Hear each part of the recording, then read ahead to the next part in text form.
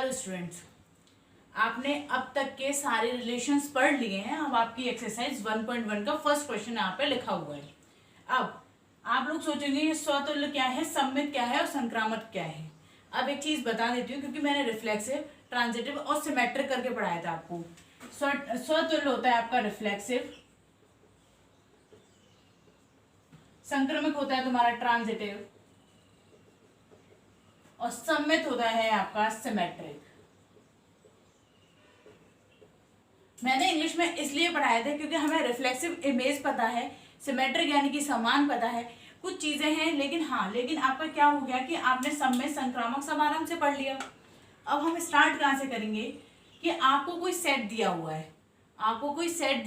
है, set A is equal to 1 2 3 4 5 से लेके 14 15 तक।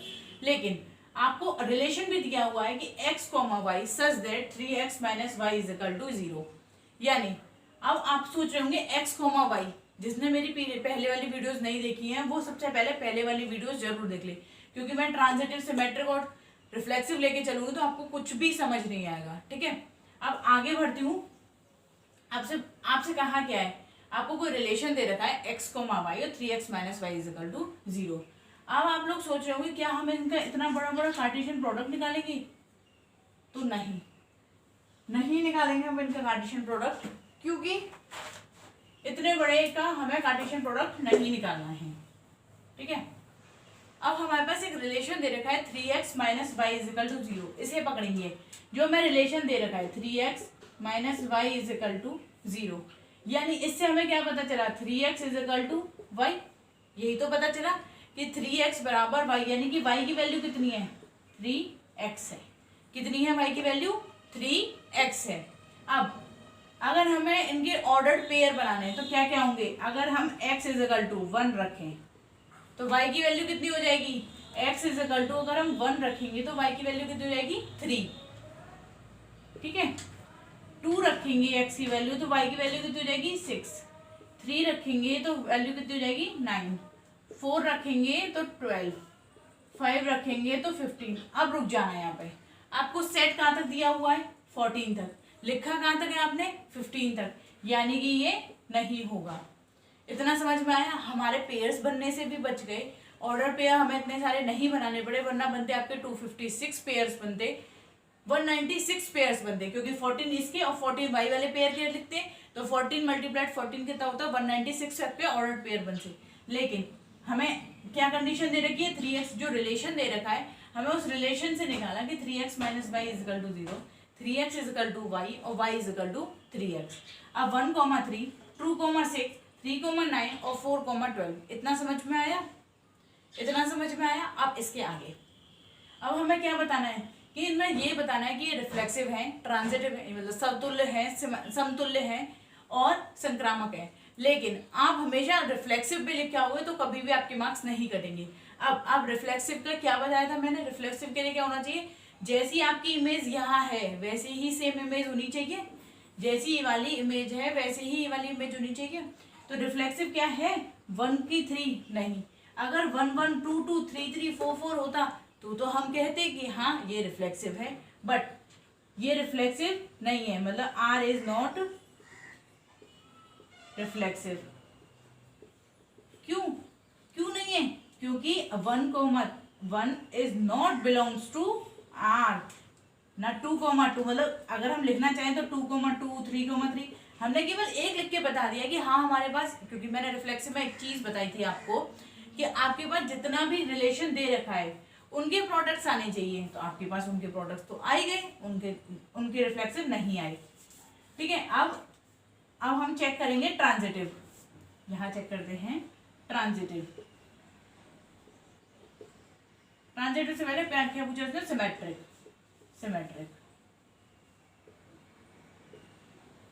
सिमेट्रिक का क्या बताया था मैंने, इनवर्स। अगर 1 3 उस रिलेशन में मौजूद है तो 3 और 1 भी उस रिलेशन में मौजूद होना चाहिए।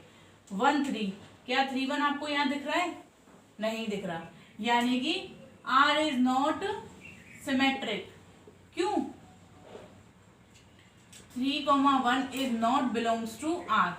आगे हम बढ़ेंगे ही नहीं, जब हमें एक का नहीं दे रखा है तो हम आगे कैसे बढ़ जाएं। ठीक है। अब आप बात आती है आपकी ट्रांजिटिव की। ट्रांजिटिव के बारे में मैंने आपको क्या बताया था, बताइए। उसका बताया था मैंने ए कोमा बी और बी कोमा सी, ए कोमा बी और बी कोमा सी, तो बी से बी कैंसिल हो जाता है, तो ए कोमा सी बिलोंग्स टू किससे होना चाहिए, आर से होना चाहिए, यही तो था हमारा। लेकिन अगर अलग अलग पेयर है, ए कोमा बी है, सी कोमा डी है, ई कोमा एफ है, अब ये किसी से मैच नहीं करे तो ये ट्रांजिटिव हो जाएगा, ये बिलोंग्स टू आर हो जाएगा। समझ में आया। अगर 1,3 है, ये ए है, ये बी है, और 3 वाला को ये बी दिख रहा है, हाँ ये दिख रहा है, बी है, सी है, क्या बचा 1 और 9, क्या 1 और 9 इस पेयर में है, तो नहीं है, तो नहीं है। अब बहुत बच्चों के दिमाग में ये चीज आ रही होगी कि हम 2 और 6 को ले लें, 4 और 12 को ले लें, लेकिन जितने हमारे पास पेयर्स हैं हमें सबको कंपेयर करना पड़ेगा, हमें सबको कंपेयर करना पड़ेगा। इतना समझ में आया। अब आप क्या लिखोगे, this function is not reflexive, not symmetric और नॉट ट्रांजिटिव। आया इतना समझ में, आया इतना समझ में। हमने क्या किया, x, y 3x y is equal to 0 लिया, y इजिकल टू 3x से हमने रिलेशन निकाले 1, 3, 2, 6, 3, 9, 4, 12, 5 और 15 हमारा आगे जा रहा था, जो हमारे सेट में 15 नहीं है, तो हमने वो वाला स्टर्म कट कर दिया। आगे क्या आया, हमने रिफ्लेक्सिव देखा, रिफ्लेक्सिव के लिए वैसी ही इमेज बनी चाहिए जैसे प्री इमेज है, यानी अगर 1 है तो 1 हो, 2 है तो 2 हो, 3 हो तो 3 है, तो इस तरीके से हमने इमेज ली। अब क्या किया, तो ये रिफ्लेक्सिव नहीं है तो हमने लिख दिया 1,1 किससे बिलोंग नहीं कर रहा, रिलेशन से बिलोंग नहीं कर रहा। अब हमने लिया सिमेट्रिक। सिमेट्रिक का मतलब क्या था, इनवर्स। सिमेट्रिक का मतलब क्या था, इनवर्स। आप सब लोग पुरानी वीडियोस जरूर देख लें। क्यों, क्योंकि मैंने एक एक को बहुत अच्छे से समझाया है, और मैंने ऐसा नहीं है कि बहुत लेंदी वीडियो बना दी हो जिससे आपको देखने में प्रॉब्लम हो रही हो, आप इजीली उसे देख सकते हो। ठीक है, अगला क्वेश्चन इरेज कर रही हूँ इसे। Okay,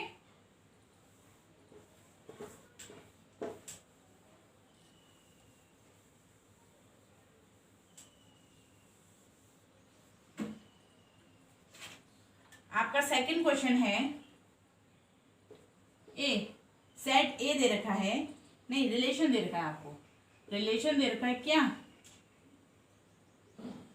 x, y such that y is equal to x plus 5 तथा x इज लेस देन 4, तो रिलेशन बताना है आपको। और जो प्राकृत संख्याओं का समुच्चय है n, क्या है, प्राकृत संख्याओं का समुच्चय है n। ठीक है, अब मुझे आप एक चीज बताइए, प्राकृत संख्या होती क्या है, प्राकृत संख्या होती क्या है, 1 से लेके इन्फिनिटी तक। अगर मैं इनका सेट लिखूं, सपोज दैट n समुच्चय दे रखा है, तो समुच्चय n ही ले लिया, natural number 1, 2, 3 and so on infinity, ये तो है, क्योंकि प्राकृत संख्या तो इन्फिनिटी तक होती है। ये मैंने सेट ले लिया, लेकिन आपको कंडीशन क्या दे रखी है, आपको कंडीशन दे रखी है कि x क्या है, लेस देन होना चाहिए 4 से, तो यानी कि आपको एक चीज समझ में आ गई, तो x इक्वल टू कितना हो गया, 1, 2 और 3, और तो कुछ आएगा नहीं, और तो कुछ आएगा नहीं ना, x की वैल्यू 1, 2 और 3 हो जाएगी। अब आगे देखिए, अब मैं इनके ऑर्डर पेयर लिख रही हूँ, y is equal to x plus 5 रखना है, x की वैल्यू अगर मैंने 1 रखी तो y की कितनी आएगी, y की कितनी आएगी। आप लोग एक चीज सोच रहे होंगे कि मैम पहले x की क्यों लिखे, क्योंकि आपको ये दे रखा है ना x, y, ये जो x, y दे रखा है, यानी कि पहले x की वैल्यू लिखनी है, उसके बाद y की। अब x इज इक्वल टू 1 रखा है, तो y इज इक्वल टू कितना आया, 6। एक पेयर ये बना, दूसरा पेयर 2, 7 और 3, कितना बना, 8। ठीक है, अब आप मुझे बताइए क्या ये रिफ्लेक्सिव है, क्या ये रिफ्लेक्सिव है, 1 का 1 मौजूद है उसमें, नहीं, तो ये रिफ्लेक्सिव नहीं है, R इज नॉट रिफ्लेक्सिव। क्यों, क्योंकि 1 का 1, 2 का 2, अगर ये 1 का 1 यहाँ 1, 1 होता, 2, 2 होता, 3, 3 होता, तो ये रिफ्लेक्सिव हो जाता, बट ये रिफ्लेक्सिव नहीं है, तो 1, 1 is not belongs to R। ये लिख सकते हैं, ये लिख सकते हैं। अब सिमेट्रिक का क्या था, इनवर्स होना चाहिए उसका। 1,6 का इनवर्स क्या होगा? 6,1। क्या मौजूद है इसमें? नहीं। तो ये सिमेट्रिक भी नहीं है। क्यों? क्योंकि 6,1 is not belongs to R, is not belongs to R, R is not symmetric. क्यों? क्यों? आपको हमेशा एग्जाम में ये लिख के आना पड़ेगा कि क्यों नहीं है। उसे बताना पड़ेगा कि रिलेशन नहीं दे रखा है हमें, रिलेशन मतलब जो हमें ऑर्डर पेयर दे रखे जो आर से बिलोंग नहीं कर रहे हैं। अब आई बात आपकी किसकी है? ट्रांजिटिव की। ठीक है, ट्रांजिटिव की बारी आई। ये ए, ये बी। अब बी 6 इसमें दिख रहा है? नहीं दिख रहा, यानी ये अलग हो गया। ये लिया हमने सी, ये लिया डी। क्या डी दिख रहा है इसमें? इसमें भी दिख रहा हो, इसमें भी नहीं दिख रहा। ये ई और ये एफ। ठीक है, मैंने इससे पहले वाले क्वेश्चन में आपको बताया था कि अगर ए बी, सी डी और ई एफ यानी कि कोई भी मैच नहीं कर रहा है तो वो क्या होता है? आपका ट्रांजिटिव होता है। तो आर इज ट्रांजिटिव। क्यों? क्योंकि ये बिलोंग कर रहा है आर से। ठीक है, आप क्या लिखोगे इसमें?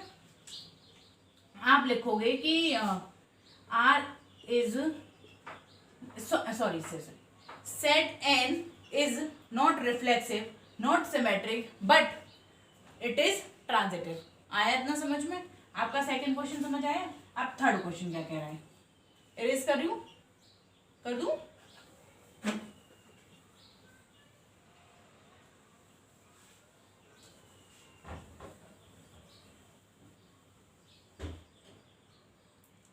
आपका थर्ड क्वेश्चन कह रहा है कोई सेट ए है 1 2 3 4 5 6 में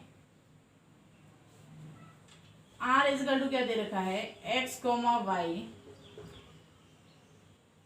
सच दैट वाई भाज्य है एक्स से, वाई भाज्य है एक्स से, तो आप इनका रिलेशन निकालिए। यही तो कहा है आपसे। अब एक चीज देखिए, वाई भाज्य है एक्स से, रिलेशन इस तरीके का निकालना है। अब इसके लिए आपको करना क्या पड़ेगा? आप इसका कार्टेशियन प्रोडक्ट निकालोगे। क्यों? क्योंकि आप चलो ठीक है नहीं निकालना चाहते, लेकिन आपके लिए इजी नहीं होगा। आप एक्स की वैल्यू रखोगे, वाई की वैल्यू रखोगे, अब आप इसका कार्टेशियन प्रोडक्ट लिखोगे। जल्दी जल्दी लिखेंगे थोड़ा। 1 2 3 4 5 6 1 2 3 4 5 6 यही तो देखा है। क्या बनेंगे पेयर्स? 1, 1 1, 2 1, 3 1, 4 1, 5 1, 6 2, 1 2, 2 2, 3 2, 4 2, 5 2, 6 3, 1 3, 2 3, 3 3, 4 3, 5 3, 6 4, 1 4, 2 4, 3 4, 4 4, 5 4, 6 5, 1 5, 2 5, 3 5, 4 5, 6 सॉरी 5 5 रह गया आपका 5 6 6 1 6 2 6 3 6 4 6 5 और देन 6 6। इतना समझ में आया? केवल मैंने अभी केवल रिलेशन लिखे हैं, ये हटा दिए मैंने। ठीक है, केवल मैंने नीचे रिलेशन लिखे हैं। अब अगर मैं इनके ऑर्डर पेयर का रिलेशन लिखूं तो क्या आएगा? 1, 1। क्यों? क्योंकि ये क्या है? एक्स से डिवाइड है। 1 एक्स से डिवाइड है, ये वाला एक्स से, यानी कि 2, 2 पहले मैंने ये लिख लिए। 3, 3 4, 4 5, 5 और 6, 6 इतना तो लिख लिया। इसके अलावा आगे बढ़ेंगे। क्या 1 2 से डिवाइड है? हाँ, क्योंकि x y से डिवाइड मतलब y जो है x से डिवाइड होना चाहिए। 2 मतलब 1 वाले सारे टर्म्स आ देंगे। 1 2 1 3 1 4 1 5 और 1 6। अब आगे 2, 1 क्या 2 का भाग 1 में जाएगा तो पॉइंट में जाएगा, उसे हम कभी भी नहीं बोलते हैं। 2, 2 नहीं जाएगा। 2, 3 नहीं। 2, 4 आ जाएगा। 2, 5 नहीं आएगा। 2, 6 3, 1 नहीं आएगा। 3, 2 नहीं आएगा। 3, 3 हमने लिख लिया। 3, 4 लिख लिया नहीं आएगा। 3, 5 भी नहीं आएगा। 3, 6 आएगा। x का डिवाइड करना है ना, 3 2 6 हो जाएगा। 4 1 नहीं आएगा, 4 2 नहीं आएगा, 4 3 नहीं आएगा, 4 4 लिख चुके हैं हम, 4 5 नहीं आएगा, 4 6 नहीं आएगा, 5 1 नहीं आएगा, 5 2 नहीं आएगा, 5 3 5 4 5 5 हम लिख चुके हैं, 5 6 नहीं है, 6 1 नहीं आएगा, 6 2 नहीं आएगा, 6 3 नहीं आएगा, 6 4 नहीं आएगा, 6 5 6 6 हम लिख चुके हैं। ठीक है, इतना समझ में है। अब ये पेयर्स हमने हटा दिए, ठीक है, ये हटा दिए हमने पेयर्स। अब केवल हमें इतना ही तो चाहिए था। अब एक चीज बताइए, क्या ये रिफ्लेक्सिव होगा? क्या ये रिफ्लेक्सिव होगा? तो मेरा आंसर बनता है हाँ। क्यों? क्योंकि हमारे पास जितनी टर्म्स है उन सबकी प्री इमेज दे रखी है, 1 1 2 2 3 3 4 4 5 5 6 6, यानी कि सबकी इमेज दे रखी है, सबकी इमेज दे रखी है। तो यानी क्या हो गया, R इज रिफ्लेक्सिव। क्यों R रिफ्लेक्सिव? क्यों? क्योंकि 1 1 2 2 सारे किससे, मतलब अगर हम लिख रहे हैं 6 6, सारे किससे बिलोंग कर रहे हैं? R से बिलोंग कर रहे हैं। इतना समझ में आया? अगर आपसे पूछे कि R इज सिमेट्रिक और not, R is symmetric, symmetric बताइए मुझे, सिमेट्रिक है या नहीं है? सिमेट्रिक का क्या बताया? इनवर्स होना चाहिए, 1 का 1 यानी कि मौजूद है, 2 का 2 मौजूद है, 3 का 3 मौजूद है। अब आगे देखते हैं 6 6 के अलावा 1 2 2 1 होना चाहिए था, क्या 2 1 इसमें है? तो नहीं है, तो R इज नॉट सिमेट्रिक। क्या लिखेंगे आप? R is not symmetric. क्यों? क्योंकि 2 1 is not belongs to R। अब आप लोग एक चीज सोच रहे होंगे, यहाँ पे मैं बताना भूल गई कि रिफ्लेक्सिव में ये और जो पेयर दे रखे हैं 2 1 नहीं है, 3 1 मतलब 2 1 1 2 2 3 3, मैंने क्या बताया था कि जितने हमारे पास सेट के अंदर एलिमेंट्स है उन सबकी इमेज होनी चाहिए, उसके अलावा कोई भी एलिमेंट हो, एक्स्ट्रा एलिमेंट्स हो तो हमें कोई प्रॉब्लम नहीं है। आया समझ में? अब ट्रांजिटिव है या नहीं है? ट्रांजिटिव है या नहीं है? ठीक है, ये तो छोड़ देते हैं हम 1 1 2 2 3 3 4 4 5 5 6 6, ठीक है, क्योंकि ये तो अपने अपने में। अब 1 2 B C 2 वाला ये भी टर्म है, क्या 1 और 4 मौजूद हैं? हाँ है। अगर मैं सपोज दैट 1 2 B और C से लेती, 1 और 6 मौजूद हैं? हाँ है। सेम ईयर अगर मैं A से लेती हूँ, B से लेती, तो B C 1 6 मौजूद हैं, 1 4 यानी कि 1 4 नहीं है इसमें, यानी कि ये अलग वाला टर्म हो गया, यानी AB और CD वाला टर्म हो गया, तो ये रिफ्लेक्स ट्रांजिटिव भी है, तो R इज ट्रांजिटिव। आ गया समझ में? आज आपको 2 क्वेश्चन मैं होमवर्क में दे रही हूँ, आप लोग ये बताना मुझे नीचे कमेंट बॉक्स में, क्या मैं उन क्वेश्चंस को कराऊं या फिर आप उन क्वेश्चंस को कर लेंगे। क्योंकि मैं केवल एक क्लासरूम की तरह पढ़ा रही हूँ, जैसे क्लासरूम में टीचर बच्चों को होमवर्क देती है, अगर नहीं आता है तो क्वेश्चंस बताती है, वरना नहीं बताती है। तो आप एक बार नीचे कमेंट बॉक्स में जरूर लिखें कि हाँ मैम आप आगे क्वेश्चंस बता दीजिए, ठीक है।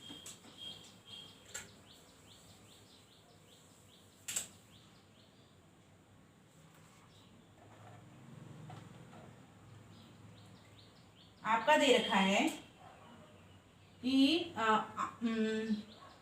समस्त पूर्णांकों का समुच्चय, समस्त पूर्णांकों का समुच्चय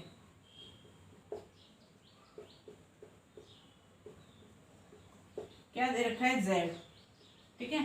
पूर्णांक लिखने हैं, जैसे मैंने पहले क्या लिखा था, आपके सारे प्राकृत संख्या लिखी थी मैं, R x, y such that x minus y एक पूर्णांक है, ठीक है, रिलेशन इसका लिखना है। 5th, चलो आपका यही होमवर्क है, इसके आगे के क्वेश्चंस मैं आगे कराऊंगी। Okay, thank you so much. और हाँ, इतना बोल दे रही हूँ, अगर आपको मेरी वीडियोस पसंद आ रही है तो आप लाइक करना मत भूलिए, क्योंकि मुझे नहीं पता चल रही है कि, क्योंकि अभी अभी मैंने अपना चैनल स्टार्ट किया है, तो मुझे नहीं समझ में आता है कि आप लोगों को मेरी वीडियोस पसंद आ रही हैं या नहीं आ रही है, कि आपको मेरा पढ़ाया हुआ समझ आ रहा है या नहीं आ रहा है, ठीक है। अगर आपको समझ आ रहा है तो आप इसे ज़्यादा से ज़्यादा शेयर करें और चैनल को सब्सक्राइब करना ना भूलें। Thank you so much.